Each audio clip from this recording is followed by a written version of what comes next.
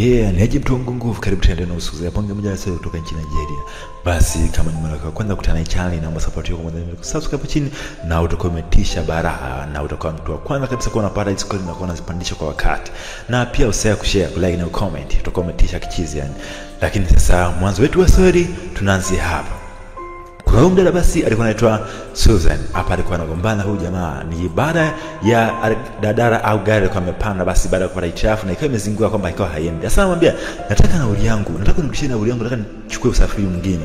Wewe unijui vizuri Basi jamaa akawa anagoma kwamba hawezi kurudisha nauli kwa sababu nauli washachukua na gari limezingua, kwa hivyo basi hawezi kurudisha ile nauli kwa udada. Udada basi alikuwa anaitwa Susan. Na baada ya dakika kidogo basi kuna huyu jamaa anatokea akawa ameamua ule ugomvi. Huyu jamaa basi alikuwa anaitwa Tunde. So baada ya kufika hapa akawa anajaribu kuamua ule ugomvi. Kama hapana tulia. Basi huyu dada basi akamwambia mimi nimepanda kwenye ile gari lakini nimezunguka, na muomba nirudishie nauli yangu nichukue usafiri wangu mwingine. Basi huyu brother akamwambia kwamba usijali dadangu, mimi nitakurudishia nauli yako na nitakuchukua nitakupeleka kokote ambapo unataka kwenda, kama ni nyumbani au sehemu ambayo unataka kuelekea. Basi akamwambia kwamba usafiri wako uko wapi? Basi jamaa akamwambia ule pale. Anashuka na cheki ni bonge moja la gari G-Wagon. Basi fresh akasema haina noma. Basi baada ya pale jamaa akawa amemchukua yule dada yake Susan mmoja kwa mmoja mpaka nyumbani kwake ambaye anapokaa. Basi baada ya kufika pale akawa amesema kwamba asante sana na nafurahi kwa msaada wako wa lift. Kwa pia itakuwa ni vyema kama nichukue namba ya simu. Akawa amechukua namba ya simu. Basi baada ya kufika maskani akawa anajaribu kuongea na rafiki yake hapa. Sasa yule rafiki yake anaitwa Thema. Nadhani watu wengi mtakuwa mnafahamu kwamba huyu ni mpenzi wake ama mke wake na Jux ambaye anaitwa Priscilla Ojo kutoka Nigeria. Sasa baada ya pale kufika akawa anamwambia kwamba nimekutana na mwanaume huyu amenipa lift ya anaonekana ni kaka mzuri afu ana hela, gari lake ni gari la maana. Lakini ndio hivyo.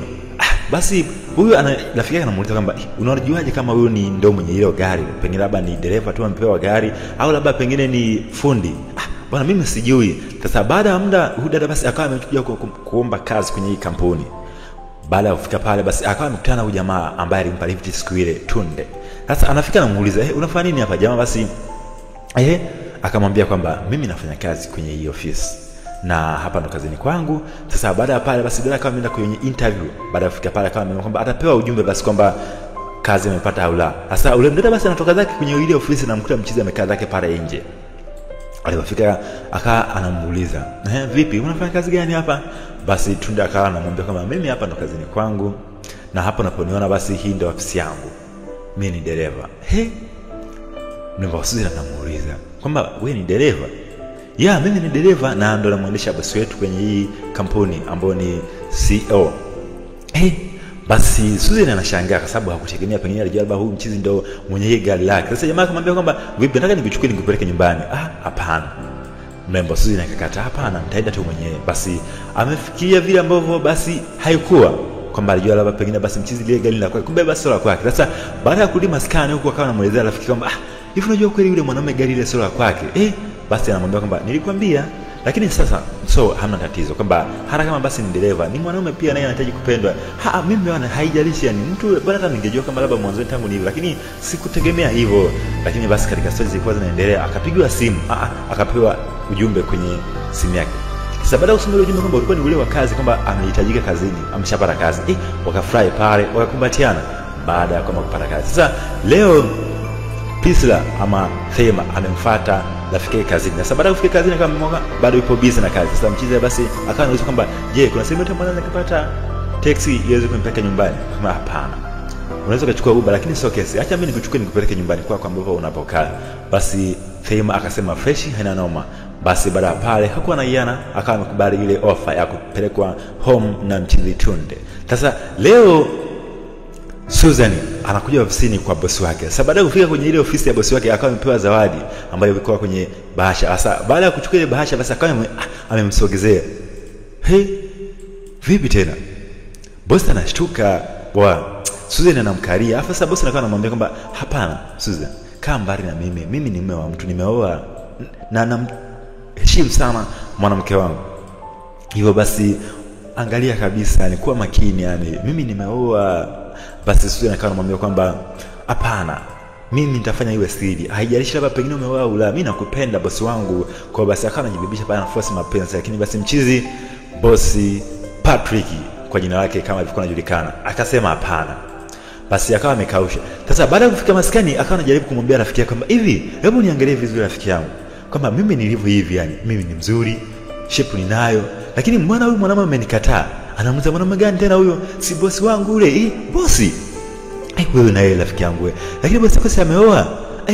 Hata kama ameoa basi mimi namtaka yule. Basi rafiki yake akamwambia kwamba mimi kwenye masuala ambayo yanahusiana na mwanamume wa mtu basi usinishirikishe kabisa, nasitaki. Basi lakini mimi nampenda na namtaka, je, kama ni mume wa mtu au la? Basi namna hivyo akawa ameeleza kwamba hasimhusishe tena. Sasa ukaribu wa Tunde na Thaima ukawa unaendelea kukua. Sasa leo amemuita lunch, akawa amemwalika lunch kwenye ile ofisi yao. Sasa baada ya kufika pale, Thaima pamoja na Tunde wanakula zao lunch pale, lakini ghafla basi mrembo Susan anaingia pale ndani, anakutana kula zao. Sasa anamwambia kwamba hivi wewe mkaka, wewe unajielewa kweli yani? Kwa nini upo hapa na mdogo wangu? Yani umeamua kabisa yani kuja kumtongoza rafiki yangu? Kwa nini yani? Yani wewe unaonekana mtu wa ovyo kabisa, yani kama kimalaya tu yani. Hebu ondoka kwanza hapa. Sitaki yani kuone kwa na mdogo wangu hapa, sawa? Sitaki kabisa ni kuone. Basi mchizi akawa naye hana iana, hakuwa na neno lolote. Ili mama kabisa kumchukua rafiki yangu. Hivi unajielewa? Hebu ondoka kwanza. Yani sitaki tena, na sitaki ni kuendelea siku yoyote kwa na rafiki yangu hapa. Basi baada ya pale leo ofisini kwake amemfuata bosi na anamwambia kwamba mimi leo nimemuita huyu kijana wako anioshe gari langu, mbona hataki? Nini tena? Yani mimi nampa kazi afu anakataa. Sasa bosi akanamwambia kwamba yule kijana ni dereva na kazi yake sio kuosha magari, lakini basi wewe ulipaswa ufuate vile ambavyo labda pengine inastahili. Sasa mara ghafla Tunde anaingia ndani, anamkuta bosi wake, lakini bosi anamwambia tulia, najua unataka kuongea, tulia kijana wangu Tunde. Basi jamaa akachili down pale akawa ametulia. Basi bosi akaanza kumgombeza Susan, akamwambia kwamba hivi unajielewa kweli wewe? Wewe huyu kazi yake sio kuosha magari na wala sio kufanya nini, huyu kazi yake ni udereva. Lakini kama basi umeshindwa kuosha gari mwenyewe, chukua ile kupeleka kawashi na utaenda kufanyia huko service na kuosha magari. Basi mchizi akasema basi sawa, haina naye. Basi ile siku kesi kama imeisha. Leo tena jamaa bosi Patrick yupo zake ofisini, yupo na mrembo hapa. Lakini basi kuna kitu ambacho alikifanya ambacho basi kilimshangaza. Anamwaga haya maziwa chini. Hapo anamwambia Tunde afute ile maziwa. Bosi anashangaa, hiki ni nini hiki? Basi Susan anamsogelea Tunde, anamwambia kwamba wewe nataka uje ufute huu uchafu. Basi jamaa akasema sawa, haina noma, ndafuta. Fanya hivyo chapu yani, katafute huko uje ufute huu uchafu ndani. Una kazi ya kufanya, ni kazi ni kuzurura tu. Basi aliongea maneno ya shombo kweli yani pale. Lakini mchizi basi yeye alikuwa hana maneno mengi na alikuwa haongei neno lolote. Akamwambia kwamba huwezi kufanya kazi moja tu, unatakiwa kufanya hata kazi mbili yani, tafute huko uje ufute. Basi mchizi akasema basi sawa, haina noma, nitafanya hivyo. Lakini bosi Patrick akamwambia kwamba wewe kazi yako sio hiyo, nenda kamtafute mtu yote ambaye anafanya kazi ya usafi aje afute hapa. Lakini Susan akamwambia nini tena? Akamwangalia jicho baya kweli yani. Basi baada ya pale mchizi wetu Tunde na rafiki yake huyu Thaima ukao unazidi kuelekea pazuri uhusiano wao, kwamba leo amemwalika maskani kwake na wanacheza karata. Kwa sababu walikuwa wanacheza karata, akamwambia cheza. Cheza. Lakini pale alikuwa anacheza basi kuna hizi karata yeye akawa anazificha. Mchezo anamwambia vipi? Mbona kama vile kuna mchezo anachezea? Hapana, akawa amepunguza baadhi ya karata kwamba ili kusudi zisipeleke kwamba kama vile mchezo umekufa. Akamwambia hapana, wewe kuna mchezo umenichezea. Karata zingine ziko wapi? Ziko wapi na kuuliza yeye? Mbona kama ulikuwa umezificha hapa? Mchezo wako mimi sijaupenda bwana. Unanifichia hapa. Kumbe mimi hata ningeshinda kwenye hii game. Basi wakawa wanaenjoy pale, wakawa wamefurahi. Uhusiano wao basi uko unaelekea kuzuri na unapendeza zaidi na kadri siku zinavyozidi kwenda. Basi na hiyo hatimaye Thaima pamoja na Tunde wakawa wameingia kwenye mahusiano mazito kweli yani. Sasa hapa wameingia kwenye hii sehemu basi ni restaurant, wakawa wanapiga zao story na story kama ni kwamba unajua nimekupenda kweli yani Thaima, na natamani siku moja basi tufunge ndoa tuenjoy maisha. Basi naye Thaima kama mimi mwenyewe nimekupenda, japo haingelijeshi kama wewe ni dereva, lakini nimekupenda kwa moyo wangu mmoja. Kwa hiyo basi na tumaini nawe pia utakuwa umenipenda. Kwa hiyo alienjoy kweli ni mahusiano yamekuwa ni mazuri. So baada ya pale wakawa wameondoka zao. Sasa leo huko ofisini kwake na Susan amemuita mchizi. Basi baada ya kufika kwenye ile ofisi akawa anajaribu kama vile kumkadia. Sasa akawa anaanza kupiga kelele, ananibaka. Sasa Susan basi leo ameamua kumchomesha mayai basi mchizi wetu kwamba anataka kumtengenezea kesi ya kwamba alikuwa anataka kumbaka, lakini yeye ndio alisababisha mchongo mzima huo. Basi bosi Patrick akawa ameingia moja kwa moja kwenye ofisi. Basi tunakawa anajitetea mambo kwamba hivi unajua huyu bosi anataka kunibaka huyu. Lakini jamaa akamwambia kwamba bosi, mimi mnanijua, siwezi kufanya kitu kama hichi. wewe mwenyewe unajua kabisa yani wewe unataka kunibaka. Bosi kwamba huniamini ninachokwambia. Huyu ameingia ofisini kwangu afa anataka kunibaka. Basi bosi Patrick naye akaamua kumute, akamwambia kwamba bosi, mimi unanijua na siwezi kufanya kitu kama hiki. Unanifahamu vizuri yani. Wewe unataka kunibaka wewe. Basi baada ya pale akawa amemfuata mpenzi wake Thema, akamwambia kwamba mbona unataka kumbaka rafiki yangu? Nini sababu iliyopelekea pako kama kufanya kitu kama hicho? Basi mchizi tu ndakawa anamweza kwamba haikuwa dhamira yangu na wala hata sikuplan kufanya kitu kama kile. Yeye ndio alifanya mchakato mzima na kaja kumsaidia kama mimi nataka kumbaka. Basi baada ya pale Thema akamwambia kwamba lakini kama utaje kufanya basi kitu kama hicho subiri tena siku nyingine. Mimi msitegemee kuja kufanya kitu kama hicho. Wewe ni mtu ambaye unaonekana ni mtu mkarimu, mpole, lakini basi tegemea kuja kufanya vile. Basi baada ya pale jamaa akamwambia mimi siwezi kufanya hivyo mpenzi wangu na mwenyewe pia unanifahamu. Basi na hiyo wakawa wamekubaliana pale. Wakawa wameenjoy dhao na mahusiano yakawa yanazidi kuimarika, wakakumbatiana na maisha yakaendelea. Sasa leo uko ofisini ghafla anaingia Suzani ofisini huko. Anamkuta huyu mchizi Tunda amechiri kwenye kiti. Anamuuliza wewe ni nani? Wewe ni nani hapa ofisini? Wewe ni mdereva lakini mbona umeingia kwenye ofisi ya bosi wangu kuja kukaa? Mara ghafla boss Patrick naye anaingia. Unamwona huyu kikaragosi huyu? Patrick anamwambia bosi, kuna baro yako hapa. Hivi wewe unajielewa kweli wewe? Wewe ndio bosi wangu. Basi jamaa akamwambia kwamba unaona kwanza vizuri, angalia picha zote hapo. Basi nabaki anashangaa. Nini mbona mimi sielewi? Sio nazidi kushangaa. Basi Tunda akamwambia kwamba usijali, nadhani ni huwezi kuelewa ambacho nakiona, lakini utakielewa.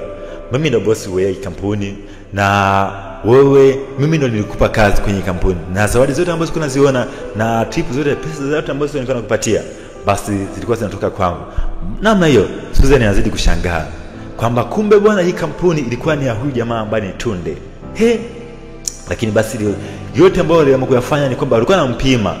Na basi Susan anamwambia, "Boss, hivi yani ya kweli?" Lakini basi mama Patrick ajaribu kumwelezea kwamba hivi ulivyokuwa unaviona vyote hivi, huyu ndo bosi wangu na mimi ni mfanyakazi wake tu wa kawaida. Kwa kama basi ulikuwa haujui, vitu vyote ambavyo nilikuwa nakupatia vilikuwa vinatoka kwa huyu bosi na huyu ndo CEO wa hii kampuni na ndo mmiliki wa hii kampuni. Kwa basi mambo yakawa ni magumu baada ya kupata zile taarifa kwamba siku zote basi alikuwa anafanya akiwa na mnyanyasa, kumbe ndo alikuwa ni bosi wake na ndo alikuwa mmiliki wa hii kampuni na ndo alimpa hii kazi. Sasa leo amekuja kuyagundua haya yote na sasa alichoamua kufanya basi ni kuomba msamaha. Akapiga zake goti pale, akamwambia kwamba naomba unisamehe, sikujua kwamba labda wewe ndio bosi wa hii kampuni. Na baada ya pale basi bosi akamwambia kwamba hauna kazi kuanzia leo. Susan anashangaa, analia tu pale. Mungu wangu, naomba mnisamehe. Mimi sitorudia tena hili kosa. Bosi, naomba mnisamehe. Patrick naye akamwambia basi kama ulivyoambia kwamba ondoka, hapa hauna kazi tena. Tutakuitia walinzi wa kutoe. Basi jamaa akamwambia kwamba njoni, akaita walinzi waje kumtoa. So baada ya pale Susan akawa amefukuzwa kazi. So baada ya siku kwenda, Tunde leo basi ameamua kumsurprise mpenzi wake Thena kwenye jambo kama hilo kwamba anataka amuoe na wafunge ndoa na maisha yaendelee. Sasa nadhani huu ndio utakuwa ni mwisho wetu wa story ya leo. Nadhani tutakuwa tumejifunza jambo zuri kabisa kupitia hii story yetu ya leo. Asanteni sana kwa kutazama hii movie na tukutane kwenye movie nyingine tena. Asanteni sana.